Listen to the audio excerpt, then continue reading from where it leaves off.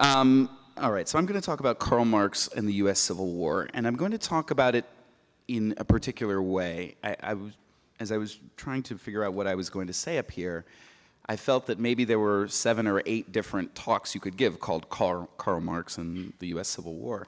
But the thing that I have decided to focus my attention on is the question of race and racism. There's a critique of Marx that you find in, let's say, college courses, workshops here and there, that goes something like this. Marx is fantastic when it comes to understanding the economy, understanding capitalism, but he's bad on race. It's a blind spot for Marx. He's Eurocentric. Some say he falls into the same patterns of thought that the Enlightenment Eurocentric thinkers fell into, and though he's critiquing them, he's just like them. And that one way or another, Marx is not a reliable go-to person for a framework or understanding, a critique of racism. That in some way it's either a blind spot or where he does talk about it, it's inadequate.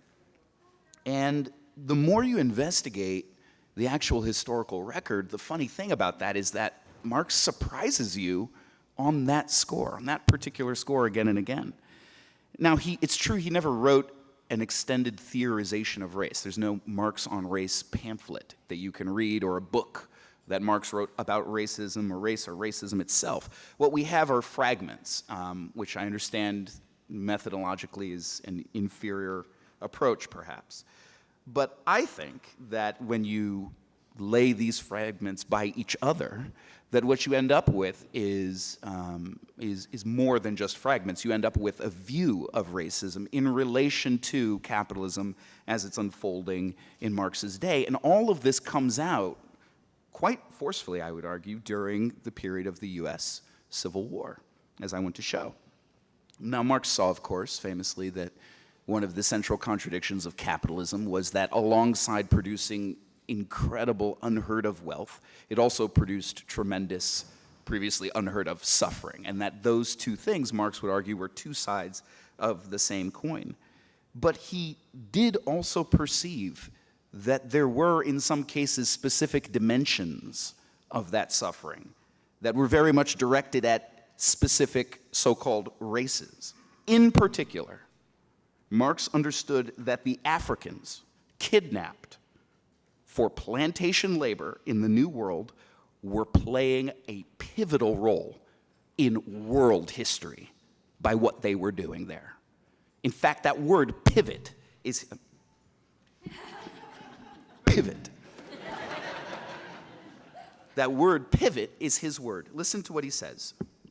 Direct slavery, what's going on in the New World, is as much the pivot of our industrialism today as machinery, credit, etc. Without slavery, no cotton. Without cotton, no modern industry. It is slavery which has given value to the colonies. The colonies have created world trade. World trade is the necessary condition of large-scale machine industry.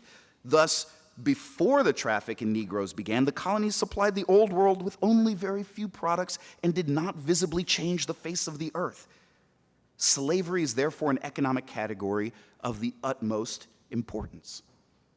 So rather than a kind of, Eurocentric view, it's the white workers and the textile factories that are at the center of what's happening in the world. No, it's not. The Africans are not in the periphery of what's happening. He's saying the Africans enslaved in the New World are the center of what's happening in all of world capitalism. And it's not a moral consideration that he puts them at the center, but a concrete material question of how the world is actually developing, how this thing, capitalism, is coming to be.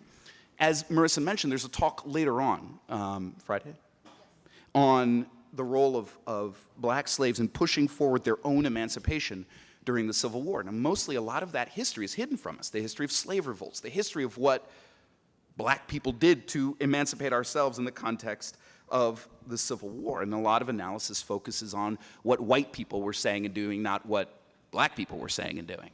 And so it's interesting to notice, just with all of these charges floating around about Marx, he surprises you again and again. It's interesting in 1860 that he would write a letter to his collaborator Engels and say, in my opinion, the biggest things that are happening in the world today are The weavers in Silesia, the Chartist movement. No! The biggest things happening in the world today are, on the one hand, the movement of the slaves in America, started by the death of John Brown, and on the other, the movement of the serfs in Russia, naturally connected in his mind. I've just seen in the Tribune that there's been a fresh rising of slaves in Missouri, naturally suppressed, but the signal has now been given. So of all the things Marx could be focusing his attention on, the rising of slaves suppressed in a small town in Missouri, to him is the signal. That, you see, is the key.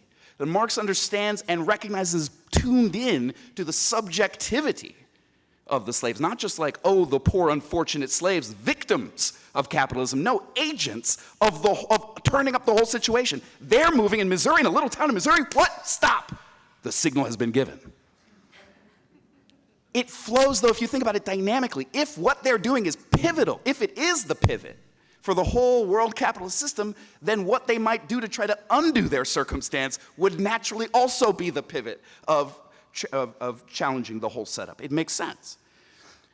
Now, okay, but what about race itself? What about Marx as a theorist of race itself, of the concept of race? Again, there's no pamphlet, Marx on race. But Marx has this talent for compressing into a very small number of words a whole bunch of ideas. Here's a passage. Listen to this little fragment, which, by the nature of its tone, is actually easily misunderstood. What is a Negro slave? A man of the black race. The one explanation is as good as the other. Whoa.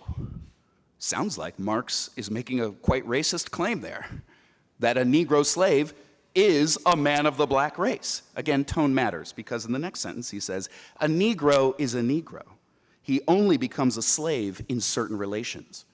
Oh, so in those first part, he's referring to the idea that's out there, that everybody thinks that a Negro slave is a man of the black race and that one explanation is as good as the other. And then no, he changes the tone and says, no, actually, a Negro is a Negro. He only becomes a slave in certain relations. He goes on. A cotton spinning jenny is a machine for spinning cotton. It becomes capital only in certain relations. Torn from these relations, it is no more capital than gold in itself is money, or sugar, the price of sugar. So just like gold is not intrinsically money, just sitting there on the ground, only in certain relations does it become money, so too, Marx argues, a Negro is not intrinsically a slave. Only in certain relations does he arrive in that condition. That's pretty damn good. For the middle of the 19th century, this white guy never set foot in the US. He's not saying, oh, the poor victims, well, you know, they shouldn't vote, but we shouldn't enslave them, as some abolitionists thought. No, he's saying, in addition to all of the horrors of slavery, the racist things that you're saying about these people are not true. In fact, the whole concept that you have of race is historic and not intrinsic to those people that you're saying those things about. That is pretty darn good from this little fragment. He's ridiculing the idea. So while Marx understood in one moment that capitalism is essential to the development of world capitalism, the pivot, but that changes. And actually there becomes another moment where there grows to be a tension between the rising modern capitalist industrial states of the North and the plantation slavery that's going on in the southern states. And as this tension between them comes to a head, and as the relation between them is changing, I think Marx again puts his finger on what the struggle is all about. He says, the present struggle between South and North is nothing less than a struggle between two social systems, the system of slavery and the system of free labor. The struggle is broken out because the two systems can no longer, they did before, can no longer peacefully coexist on the North American continent. It can only be ended by the victory of one system or the other. Now, we know from our history text that the South, the southern states, formed their own thing. They seceded. Marx pointed out that they had the audacity to fight for the freedom of enslaving other people. And while the South openly said that, I mean, this is what this is about, The North did not come out and say, we're for abolition. They're fighting for slavery, we're fighting to end slavery. That was not their line at all. In fact, the line of the leading lights of the North, exemplified by the newly elected President Abraham Lincoln, was along the lines of, yes, slavery's wrong, sure, but it's also the law. And we have to uphold the law, and we're part of this country with these people, and we're going to work it out, and we're certainly not going to invade them or terrorize them or do anything like that. We're going to strike a bargain. Marx and Engels, though, supported the North from the beginning of hostilities. Not, certainly, because of all this waffling and wavering going on, but despite it. They write countless articles, journalistic-type articles, to explain to their readers in not just in like left-wing newspapers, but in mainstream newspapers, as much as they can get out. They write blistering critiques of the Union generals, of their idiocy, of their failures to prosecute the war in a proper way. They critique the politicians. They critique Lincoln. They take this stance because they recognize the fundamental issues at stake, which are at stake, despite the attitudes of the Northern leadership. The question of who's going to control the United States. Is it going to be the slave owners who control the entire United States? Marx writes, the whole movement was and is based, as one sees, on the slave question, not in the sense of whether the slaves in the existing slave states should be emancipated or not, but whether 20 million free men of the North should subordinate themselves any longer to an oligarchy of 300,000 slaveholders. It's interesting to note there that Marx pits the whole population of the North against the slaveholders only of the South, not the whole population of the South. In fact, he writes quite at length about a kind of state-by-state analysis of the Confederacy and tries to show the dissension and conflict going on and how, again and again, it's the slave owners, that tiny minority of Southern whites who own the vast majority of the slaves, who strong-arm the policy of secession and push it through. 300,000 families out of about 7.5 million Southern whites. Now, Marx is living in London during this time. Marx is in England. And the British ruling class, whose views are represented in The Economist magazine, then and now, are immediately on the side of the South, upon whom their livelihood depends. I mean, where did their docks come from? Where did their textile factories come from? Where did their shipbuilding come from? Where did their banks come from? Where did their insurance companies come from? Where did any of it come from, if not from cotton? And from working up that cotton from those plantations on their shores. So the British ruling class knows which side of their bread is buttered, so to speak, and they immediately begin campaigning to intervene on the side of the South in the Civil War. And the Economist, there's all kinds of interesting back and forth where he takes apart their arguments.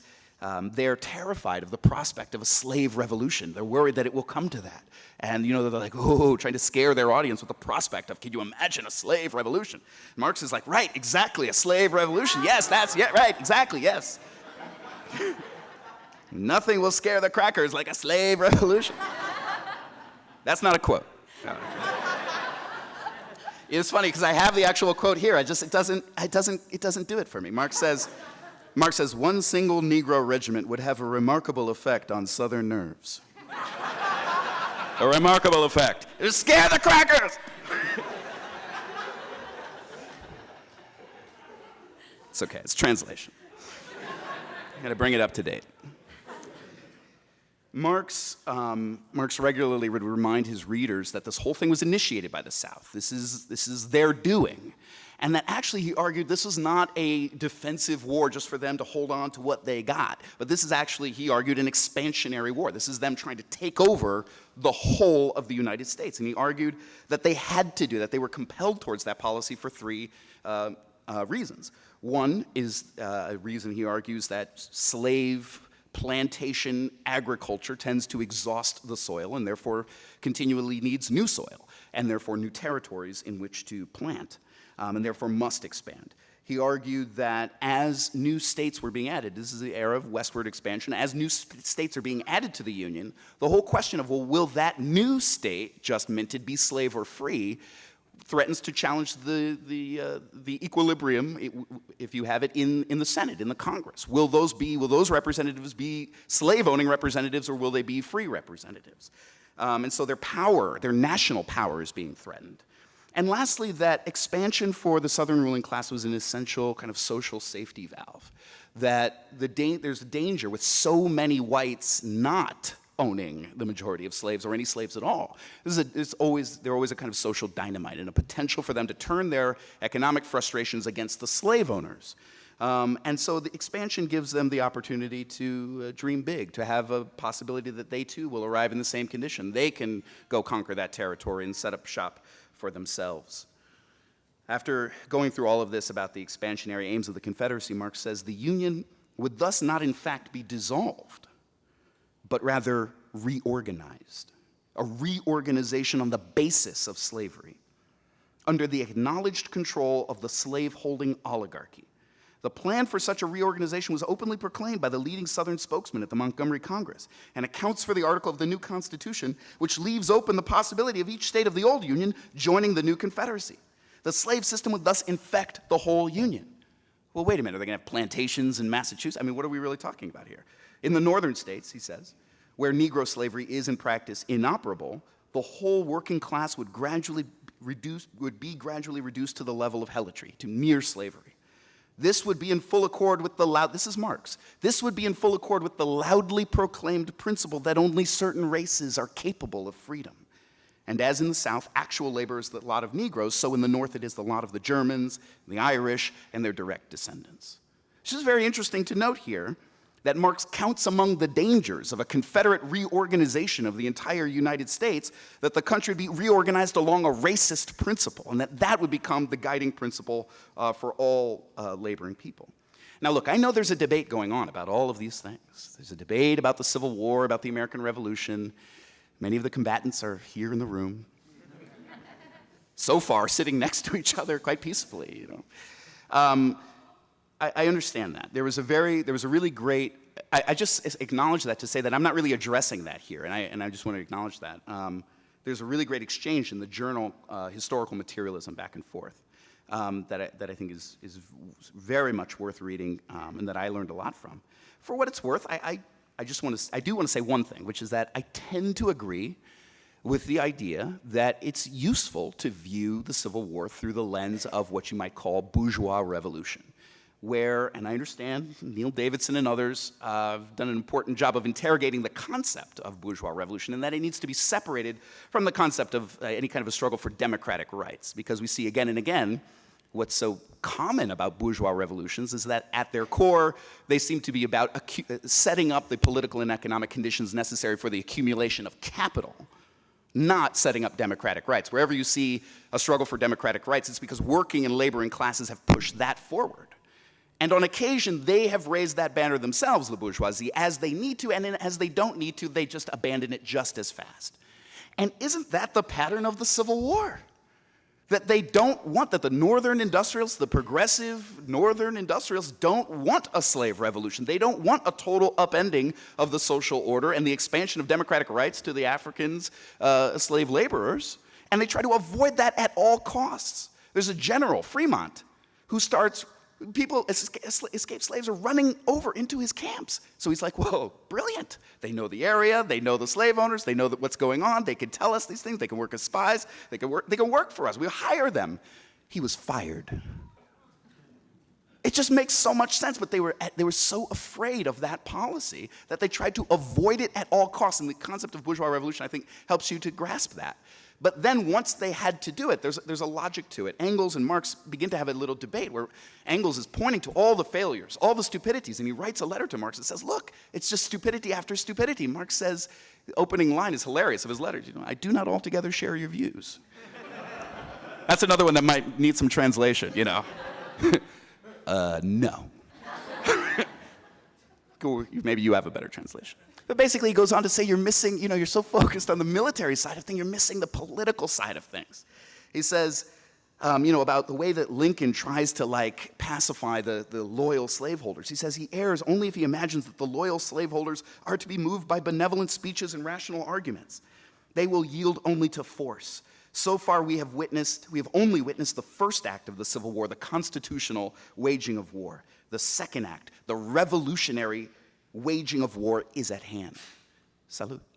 And it turned out that that Marx was right about that the revolutionary raging of the war was at hand. It turned into a revolutionary war. And perhaps one of the themes that you might want to carry with you through this conference, besides this interesting stuff about Marx and racism and the Civil War, is a kind of general point, especially if you're new to this conference or to our politics, is one of the things you'll discover us talking about a lot is how in these revolutionary moments, in moments of great social change, that people's ideas tend to change dramatically. The thing that we all hit our heads up against a lot, how do you change people's ideas? How do you change people's ideas? It's in these moments, these special windows in history, where that kind of a transformation gets accomplished on a mass scale in ways that seemed impossible sometimes only a few months or weeks earlier.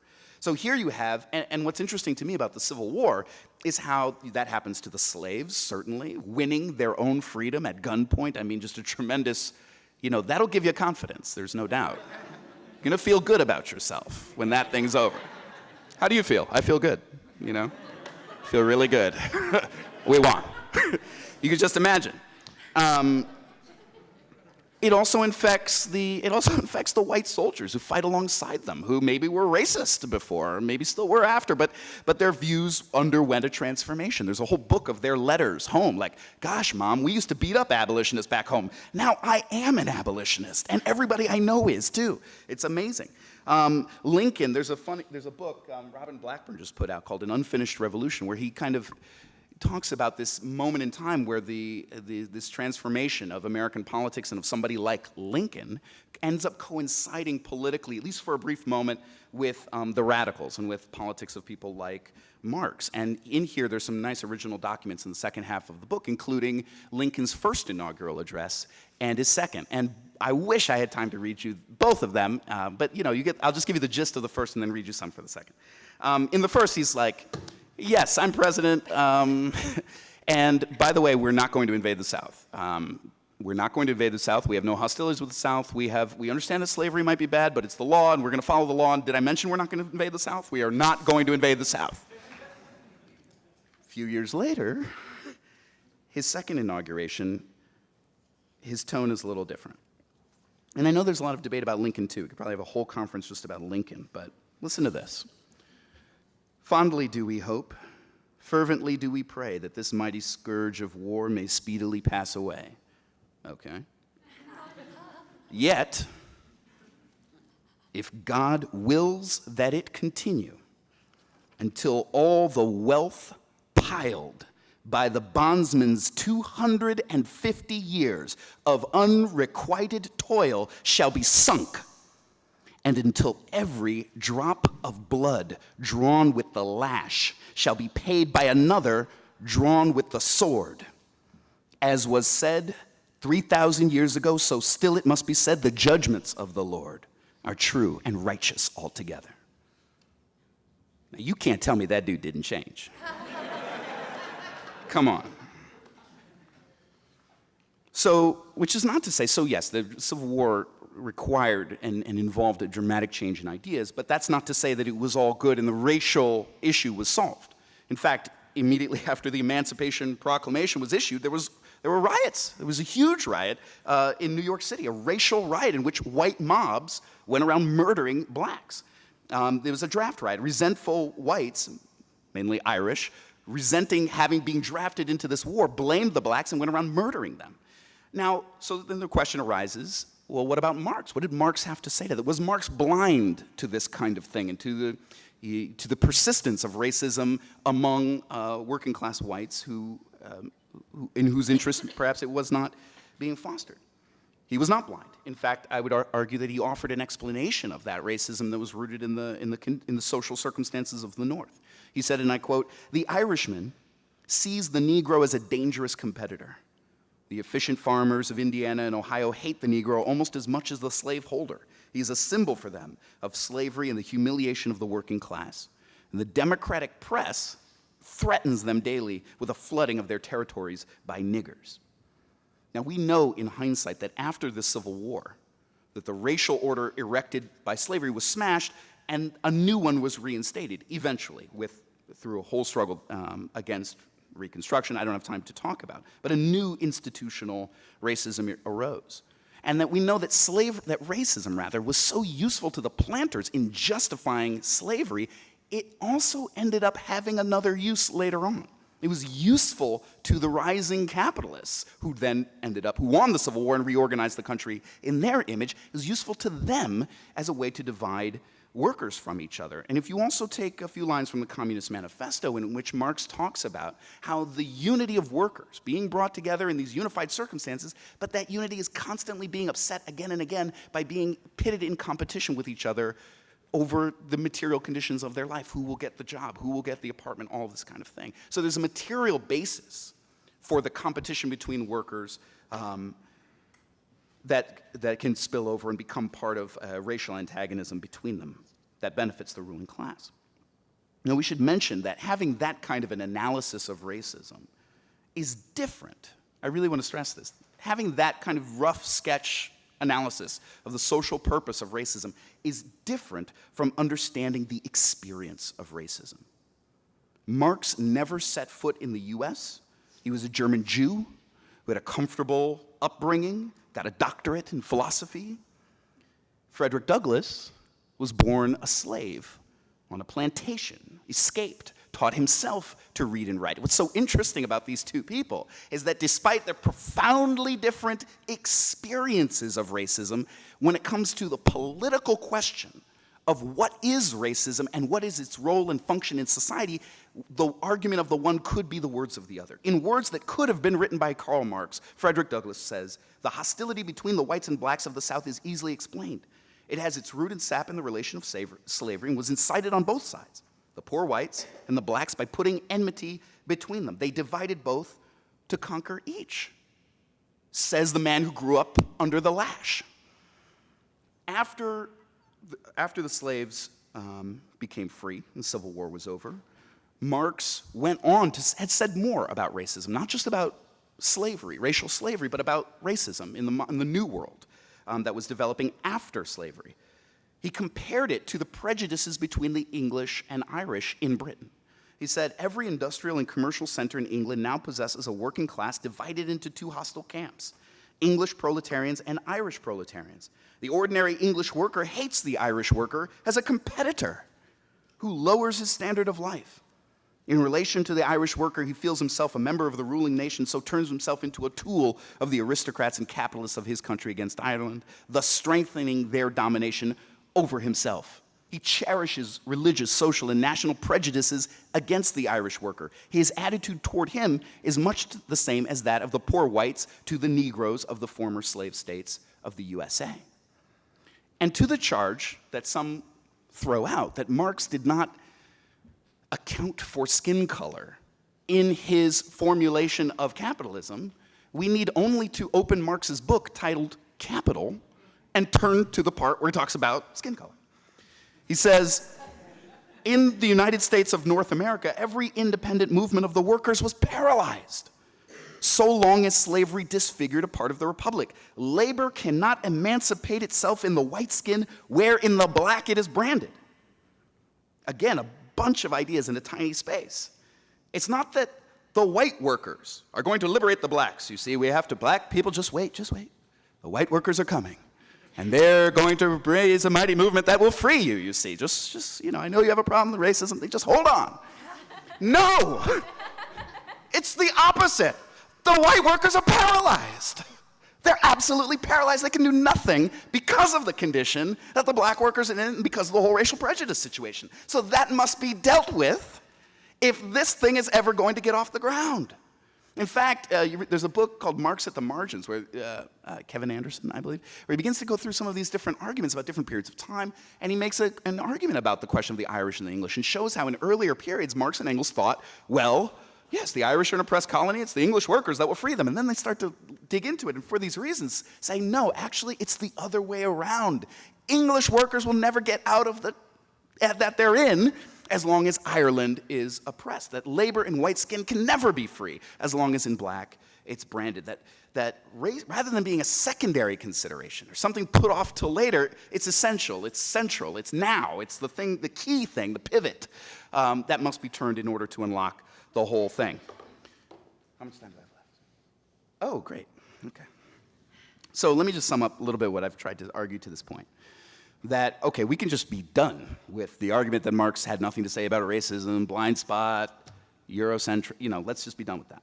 Second thing, if only. Second thing is that I think we should recognize that Marx was right on in saying that race and racism is a historical thing, not an eternal, intrinsic thing about a person, that race itself is an historical concept. Third, that we should recognize that Marx was tuned into the activity of slaves themselves, their self-emancipation, their own subjectivity, and that Marx perceived that racial prejudice served the interests of certain classes and not others, crucially, which I think is very useful for us today.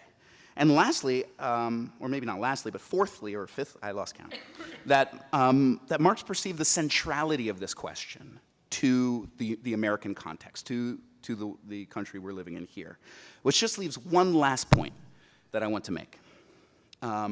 And I just want to sketch it in the little few minutes that I have remaining. And that is just that Marx did not just write and theorize and this sort of thing. He also acted. He was an activist.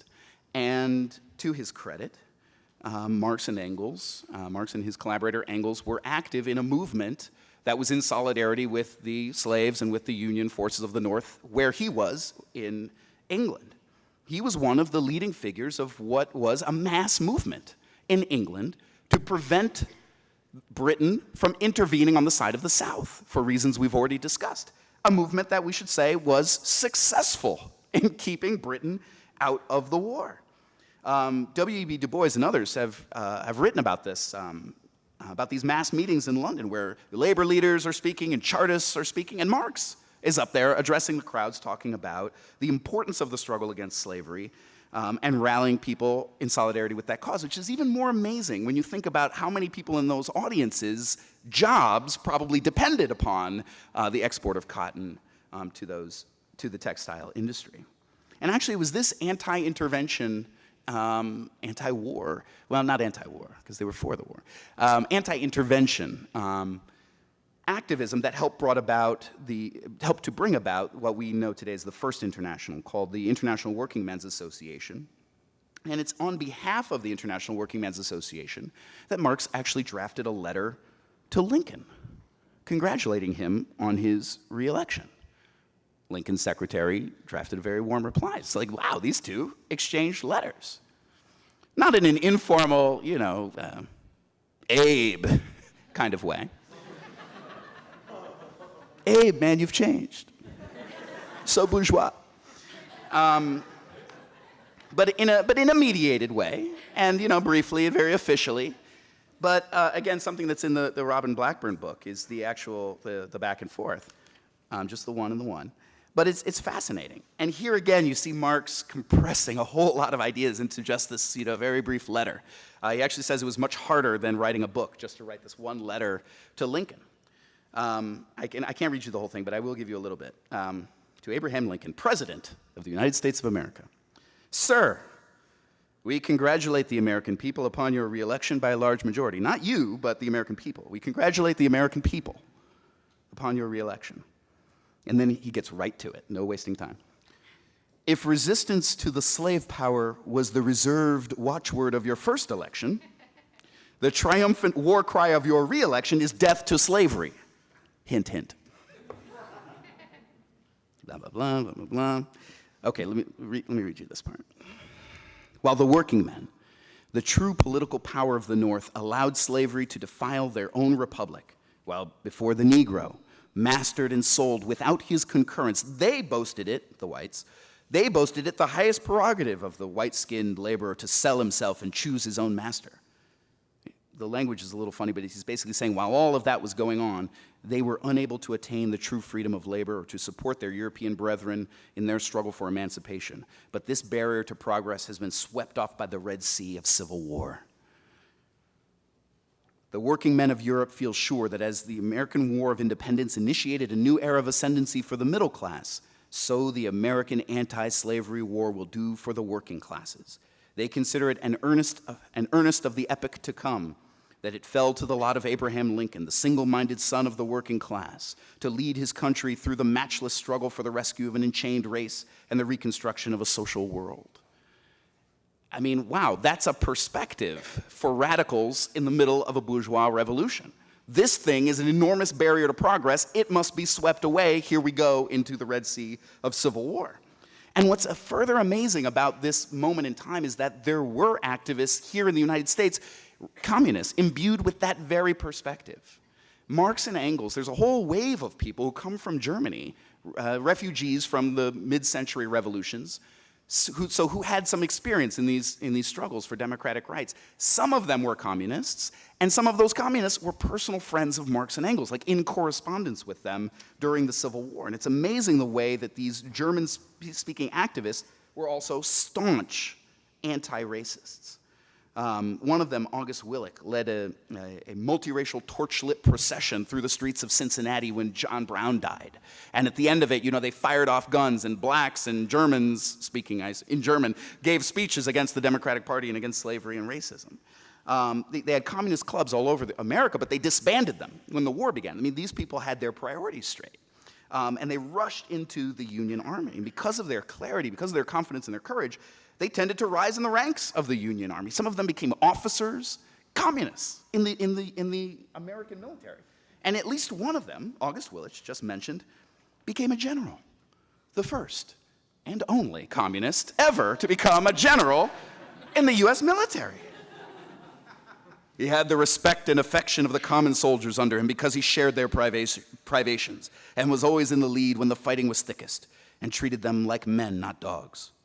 On returning to camp, he would put his troops at ease, address them as citizens, and proceed to lecture on socialism. Thank you.